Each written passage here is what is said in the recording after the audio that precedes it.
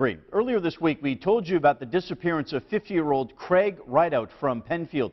He went missing Tuesday night. Just 1 day later, his body was found wrapped in a tarp in Yates County. And now 3 of his family members are charged in connection to his death. Dental records confirm the body found in Yates County on Wednesday is that of Craig Rideout.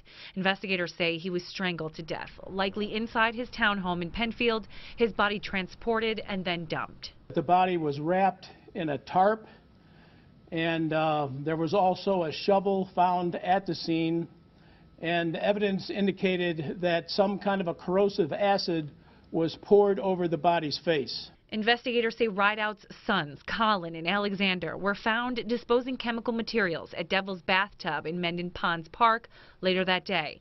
They were apparently driving this car at the time. Some of the items in Mendon Ponds we could link to the actual scene down in Yates County. According to court paperwork, Rideout's estranged wife was found by one of his family members inside his townhouse, attempting to dispose of other evidence.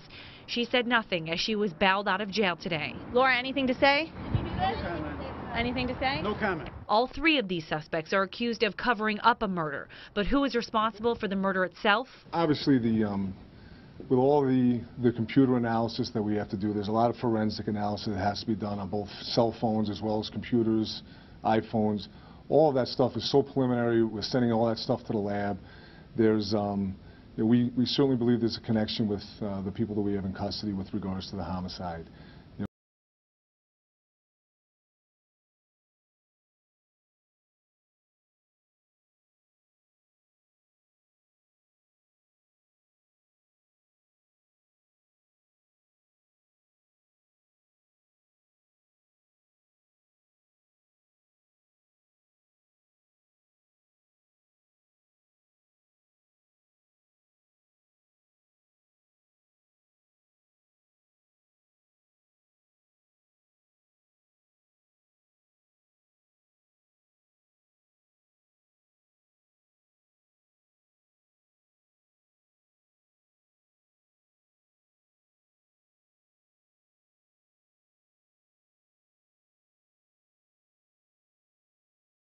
The photos were shown during the testimony of the medical examiner, Dr. Nadia Granger.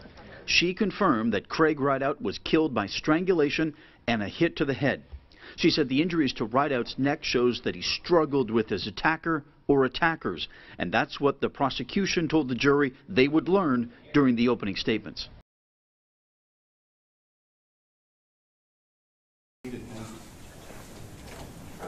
Laura Rideout, you do also have the opportunity to speak to me, if you don't have the allegations or anything you would like to say. Judge, we have provided a statement to the court. Mrs. Rideout has indicated she does not wish to address the court directly other than through that statement. Thank you very much. Thank you. Alexander Rideout, I have read your letter. I will make it part of the pre-sentence memorandum and we'll attach it there too. Would you so desire, Ms. Santa? Yes, thank you. Okay, so Alexander Rideout. You will be first to be sentenced, but there's a couple of things I want to say. First of all, I've heard some awful things about Craig Rideout here today in court, and I've heard them during the course of the trial. I've also read any number of letters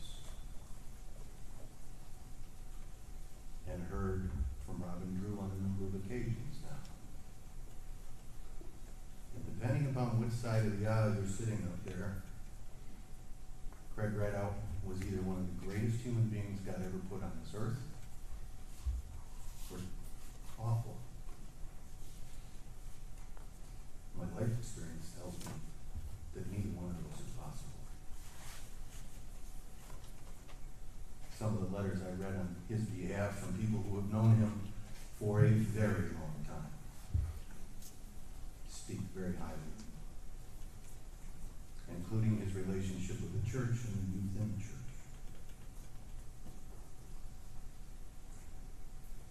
This case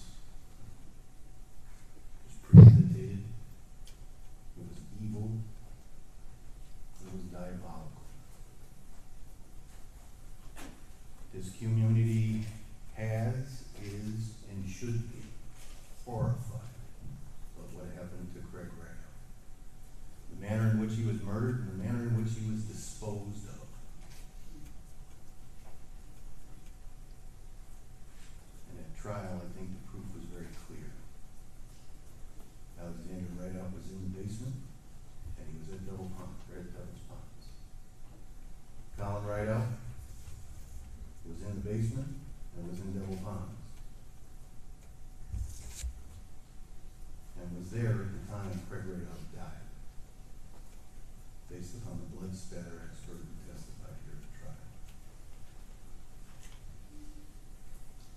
That same group put Laura Rideout in the basement at the time Craig Rideout was killed.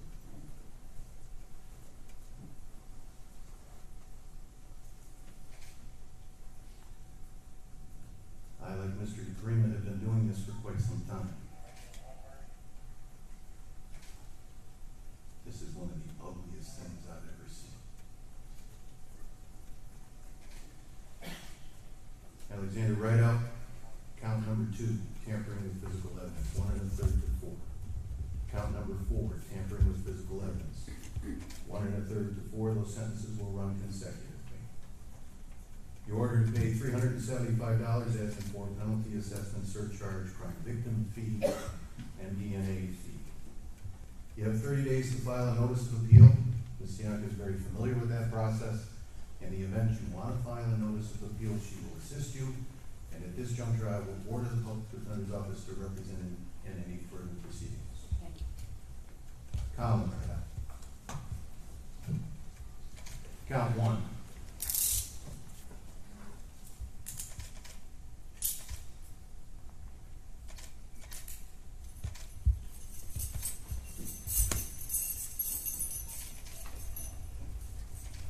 Count 1, murder in the second degree, 25 to life.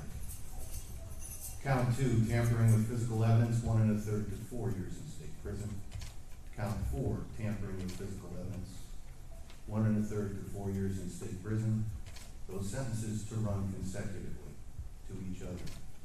I will order restitution in the amount of $6,000 plus $300 as in for a fee collected by the probation department. Mr. Parinello has indicated to me that you wish a hearing in that regard, Mr. Parinello? Correct. Okay, we'll give you a date here in just a minute. I'll also impose $375 as in for penalty assessment, surcharge, and DNA fee. You also have 30 days to file a notice of appeal. Mr. Parinello is very familiar with that process, and in the event that you wish to appeal, he will assist you in that regard. Next Tuesday morning? October 31st at 9:15. Judge, I'm scheduled to be on trial in federal court in front of Judge Wolford starting on the 30th. What's wrong with next Tuesday? Setting jury trial. No, that's right. November 8th at 9:15. November 8th? That's fine.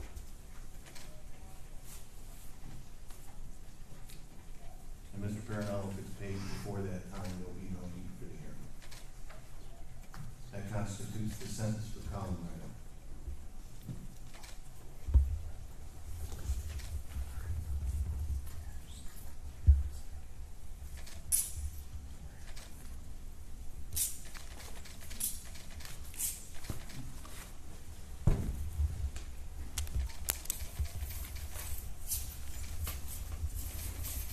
Laura Rideout, count number 1, murder in the second degree, 25 to life.